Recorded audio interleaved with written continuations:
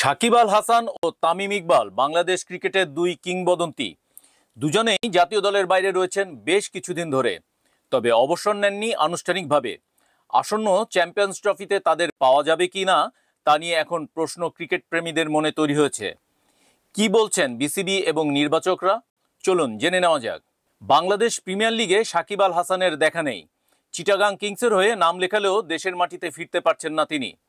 গত বছরের 5ই আগস্ট পতিত সরকারের সঙ্গে সংশ্লিষ্টতার অভিযোগে দেশে তার আসা অলিখিতভাবে নিষিদ্ধ। সাকিব এখন যুক্তরাষ্ট্রে অবস্থান করছেন, তবে তার অবসর নিয়ে কোনো আনুষ্ঠানিক ঘোষণা আসেনি। বিসিবি সভাপতি ফারুক আহমেদ জানিয়েছেন, সাকিবের বিষয়ে কোনো সিদ্ধান্ত নির্বাচকরা নেবেন তার ফিটনেস ও মানসিক প্রস্তুতির উপর ভিত্তি করে।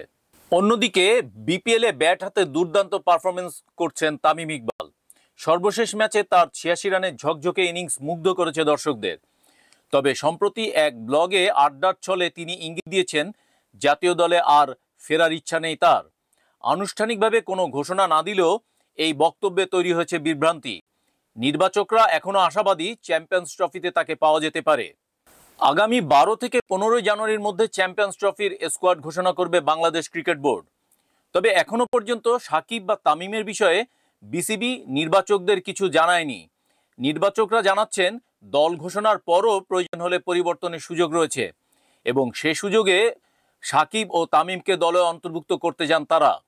বিসিবি সভাপতি ফারুক আহমেদ এর আগে সাংবাদিকদের বলেছেন, সাকিবের অবসর হয়নি, তবে তার রাজনৈতিক জটিলতার বিষয় রয়েছে। এসব নিয়ে তিনি মন্ত্রণালয়ের সঙ্গে কথা বলছেন। আমার এই বিষয়ে সাহায্যের সুযোগ নেই। তার মানসিক শক্তি ও ফিটনেস দেখে নির্বাচক কমিটি সিদ্ধান্ত নেবে। এটি ইঙ্গিত দিচ্ছে সাকিবের দলে ফেরার সম্ভাবনা পুরোপুরি উড়িয়ে দেওয়া যাচ্ছে না। সাকিব আল হাসান এবং তামিম ইকবালকে দলে ফিরে পেতে চায় বাংলাদেশ ক্রিকেট প্রেমীরা। তাদের অভিজ্ঞতা এবং নেতৃত্ব গুণ দলের সাফল্যে গুরুত্বপূর্ণ ভূমিকা রাখতে পারে। তবে সবকিছু নির্ভর করছে বিসিবি এবং নির্বাচকদের সিদ্ধান্তের উপর। চ্যাম্পিয়ন্স ট্রফি চূড়ান্ত স্কোয়াডে তাদের নাম থাকবে কিনা সেটি জানার জন্য আমাদের অপেক্ষা করতে হবে আরও কয়েকদিন।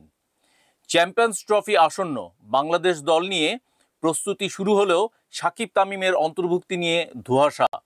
তাদের অভিজ্ঞতা কি কাজে লাগাবে বিসিবি, নাকি নতুনদের ওপরই আস্থা রাখবে দল? উত্তর মিলবে অচিরেই।